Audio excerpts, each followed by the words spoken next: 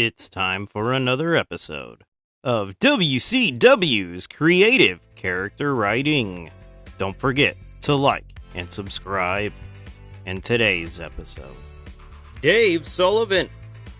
Dave Sullivan, originally appearing in WCW in 1993 as Paul Orndorff's hired gun, the Equalizer, was very much like Bruiser Brody and the Berserker in terms of presentation.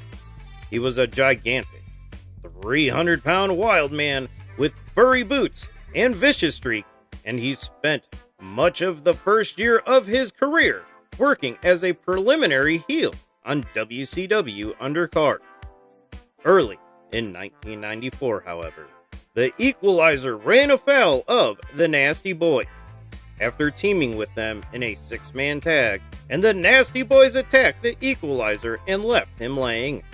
The furious Equalizer announced that he would be bringing his big brother to WCW to help him get revenge on the Nasty Boys, with the implication that, as big and powerful and vicious as the Equalizer was, his big brother would surely be an even more vicious and terrible foe. Several weeks later on WCW Saturday Night, the Nasty Boys were slated to take on a mysterious, hooded and cloaked tag team in what appeared to be a standard squash match. When the Nasties got to the ring, however, their opponents tore their cloaks off to reveal the Equalizer and Kevin Sullivan underneath. Sullivan and the Equalizer attacked the Nasty Boys and sent them scurrying to the back after a brief altercation.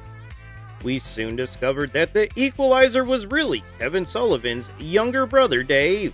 And even though Dave was much bigger than his older brother, Kevin was clearly the alpha in the family and would angrily smack his younger brother around at the slightest mistake.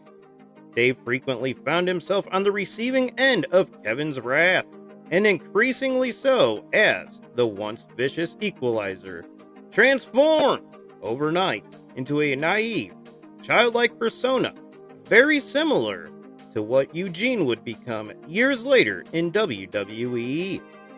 Chief among Dave's problems, as we came to discover, was that he was apparently dyslexic, and he was so badly stricken with the condition that he even misspelled his own name, referring to himself as Evad instead of Dave.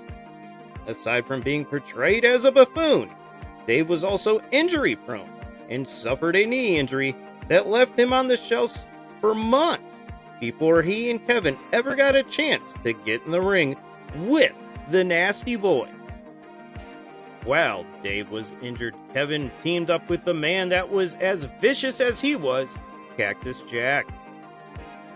They together defeated the Nasty Boys for the WCW Tag Team Championships. Despite the fact that he was now a champion, Kevin Sullivan still seemed to see his brother as more of a burden than anything else, aside from the fact that Cactus Jack and Dave had a better relationship with each other than any of them had with Kevin.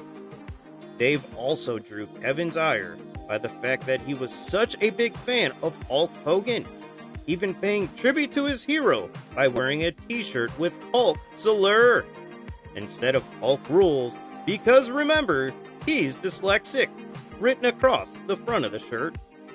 The uneasy alliance between Kevin Sullivan and Cactus Jack eventually led to them splitting up after they lost the tag team titles to Pretty Wonderful, and before long, they were ready to fight each other in a no disqualification street fight where the loser would have to leave WCW. Much to Dave's chagrin, Kevin Sullivan manipulated his simple younger brother to his advantage in order to win the match against Cactus Jack and banish him from WCW forever. Shortly after Cactus Jack's departure, Kevin's relationship with Dave also fell apart when Hulk Hogan presented Dave Sullivan with boots that he wore the night he wrestled Andre the Giant at WrestleMania 3. Kevin Sullivan held some type of grudge against Hulk Hogan and denied letting his brother be friends with the Hulkster. Eventually, Kevin turned on Dave as well, as Dave joined Hulk and Sting in a series of matches against Sullivan and the three Faces of Fear throughout the rest of 1994. Hulk Hogan didn't treat Dave Sullivan like any less of a flunky than Kevin did, but at least he didn't smack him around while doing it, which I guess was good enough for Dave. Dave's final storyline in WCW was also the most ridiculous, because they had him recycle the old George the Animal Steele Miss Elizabeth storyline, where Steele got into a feud with Macho Man Randy Savage by falling in love with his manager, Miss Elizabeth. In this case, however, the Macho Man was played by Diamond Dallas Page, while Miss Elizabeth was played by DDP's valet, the Diamond Doll. DDP was so amused at the idea of somebody like Dave thinking he had a chance with somebody like the Diamond Doll, that he even offered Dave a date with the Diamond Doll if he could defeat Diamond Dallas Page in an arm wrestling contest. DDP's attempts to cheat during the arm wrestling contest backfired and Dave was victorious. A couple of weeks later, Dave and Kimberly, as we soon discovered was her real name, had their big night out, and WCW was even kind enough to send a camera crew along to document the evening. Unfortunately, their evening came to an early end when DDP threatened to harm Dave's pet rabbit Ralph, and sneak attack Dave when he tried to come to the aid of his furry friend. This eventually led to a match between Dave Sullivan and Diamond Dallas Page at Bash at the Beach 1995. Dave gave his best effort, but DDP used the aid of his bodyguard, Max Muscle, and his own trademark subterfuge to come out ahead, and Dave Sullivan left WCW shortly thereafter.